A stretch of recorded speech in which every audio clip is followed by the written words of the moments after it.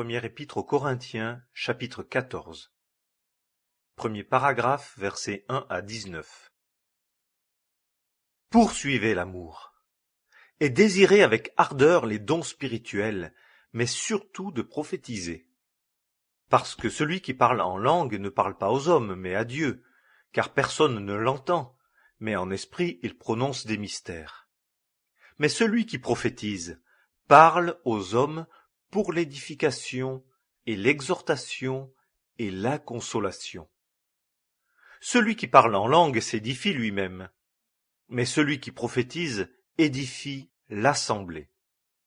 Or je désire que tous vous parliez en langue, mais surtout que vous prophétisiez. Mais celui qui prophétise est plus grand que celui qui parle en langue, à moins qu'il n'interprète, afin que l'assemblée reçoive de l'édification. Et maintenant, frères, si je viens à vous et que je parle en langue, en quoi vous profiterai-je, à moins que je ne vous parle par révélation, ou par connaissance, ou par prophétie, ou par doctrine? De même, les choses inanimées qui rendent un son, soit une flûte, soit une harpe, si elles ne rendent pas des sons distincts, comment connaîtra-t-on ce qui est joué sur la flûte ou sur la harpe? Car aussi, si la trompette rend un son confus, qui se préparera pour le combat?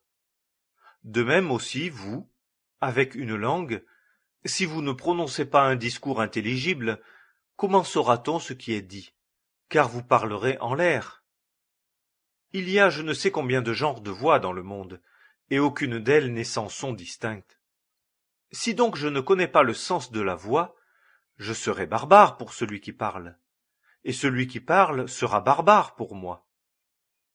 Ainsi, vous aussi, puisque vous désirez avec ardeur des dons de l'esprit, cherchez à en être abondamment doués pour l'édification de l'assemblée. C'est pourquoi que celui qui parle en langue prie pour qu'il l'interprète. Car si je prie en langue, mon esprit prie, mais mon intelligence est sans fruit. Qu'est-ce donc? Je prierai avec l'esprit, mais je prierai aussi avec l'intelligence. Je chanterai avec l'esprit, mais je chanterai aussi avec l'intelligence. Autrement, si tu as béni avec l'esprit, comment celui qui occupe la place d'un homme simple dira-t-il l'amen à ton action de grâce, puisqu'il ne sait ce que tu dis? Car toi, il est vrai, tu rends bien grâce, mais l'autre n'est pas édifié.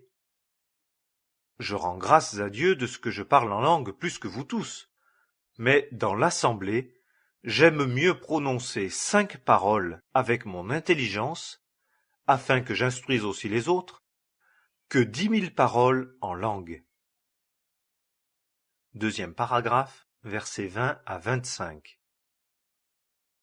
Frères, ne soyez pas des enfants dans vos entendements, mais, pour la malice, soyez de petits enfants. Mais dans vos entendements, soyez des hommes faits. Il est écrit dans la loi, « C'est en d'autres langues et par des lèvres étrangères que je parlerai à ce peuple, et même ainsi ils ne m'écouteront pas, dit le Seigneur. » De sorte que les langues sont pour signe non à ceux qui croient, mais aux incrédules. Mais la prophétie est un signe non pas aux incrédules, mais à ceux qui croient. Si donc l'assemblée tout entière se réunit ensemble, et que tous parlent en langue, et qu'il entre des hommes simples ou des incrédules, ne diront-ils pas que vous êtes fous? Mais si tous prophétisent, et qu'il entre quelque incrédule ou quelque homme simple, il est convaincu par tous, et il est jugé par tous. Les secrets de son cœur sont rendus manifestes, et ainsi, tombant sur sa face, il rendra hommage à Dieu, publiant que Dieu est véritablement parmi vous.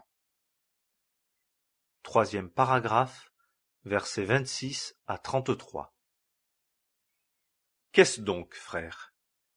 Quand vous vous réunissez, chacun de vous a un psaume, a un enseignement, a une langue, a une révélation, a une interprétation.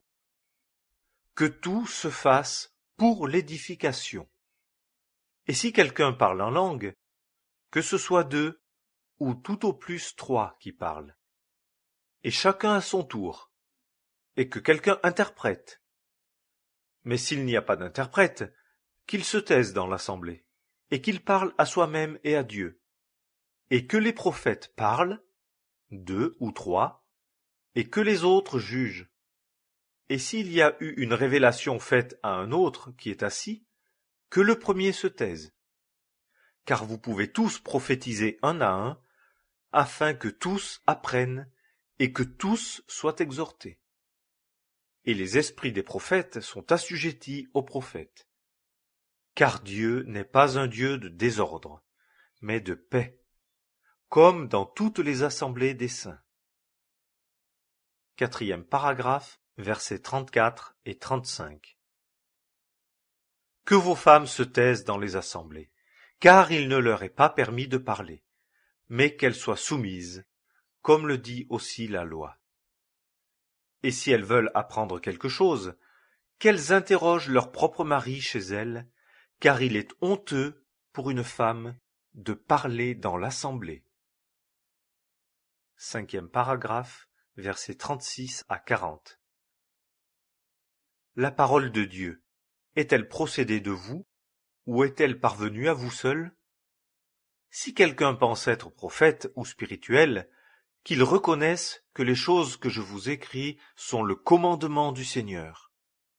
Et si quelqu'un est ignorant, qu'il soit ignorant.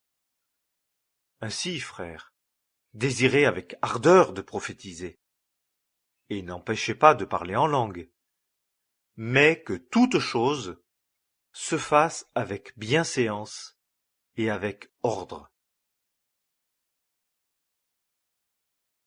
Première épître